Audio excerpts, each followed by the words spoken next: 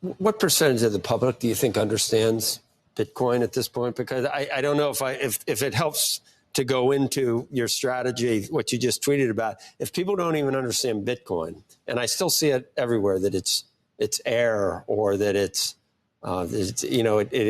not like gold because you can't make jewelry out of it. Believe it or not, still people saying that because you can't touch it, that it can't be real and it can't represent money. So can we go into how you're arbitraging it to make a return? Yeah, here's what you need to know. Okay. The S&P is about 15 ARR for the past 4 years, and the volatility of the S&P is 15. Okay.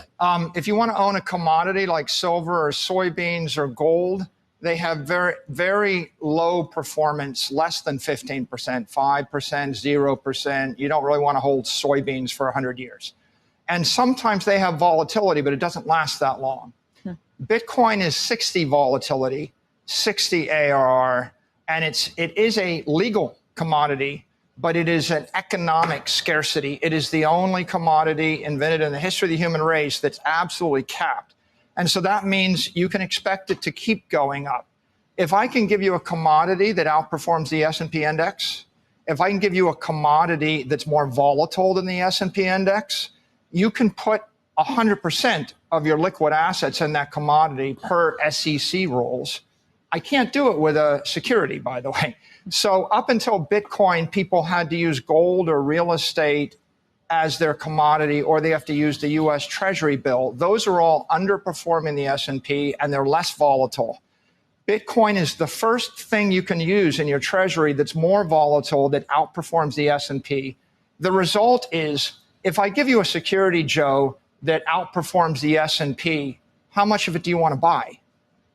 And if you're an ARB or an options trader, and I give you an option that is 4x the volatility of the S&P, or with MicroStrategy, we're 10x the volatility of the S&P, how much of it do you want to trade? So Bitcoin's unique in the history of the capital markets. It's the first scarcity commodity, outperforming the S&P, more volatile than the S&P, that you can put on your balance sheet. Welcome back to the Bitcoin Traveler. Today, we're exploring insights from Michael Saylor, CEO of MicroStrategy. In a recent discussion, Saylor delves into how traditional capital markets can integrate with the burgeoning crypto economy. Let's unpack his perspectives and understand the potential implications for investors and financial institutions alike. Before we dive in, don't forget to like this video, subscribe to our channel, and hit the notification bell to stay updated with our latest content. How do you see the convergence of traditional finance and cryptocurrency evolving? Share your thoughts in the comments below. Volatility at sometimes is not always a good thing. I mean, it's great when something's going higher. But don't think that there'll be a drop or a significant drop that comes along? Have we moved past that because of the regulatory changes that have taken place? I think it'll remain volatile because it's a 24/7, 365 global asset. You can panic sell it on Saturday night. You can enthusiastically buy it on Sunday morning. That's a feature. That's not a bug. I think it's going to surge through the roof, and then it's going to surge to 180 and crash to 140, and people will be freaking out about it again. But let me make this one analogy.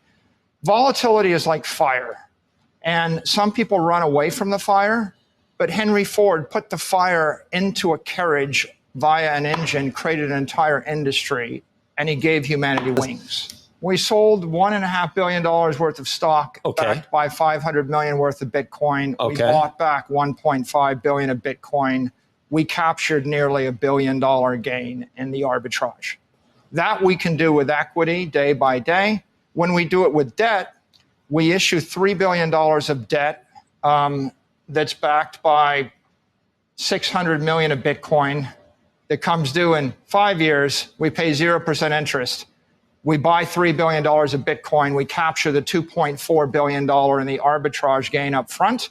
But then over the course of the 5 years, we double or we quadruple the investment because we're buying an asset which is appreciating faster than the S&P. Saylor's insights underscore a transformative period in finance, where the lines between traditional systems and the crypto economy are increasingly blurred.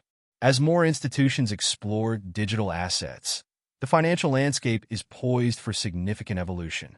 That's all for today's episode of the Bitcoin Traveler. Do you agree with Michael Saylor's vision of integrating traditional finance with the crypto economy?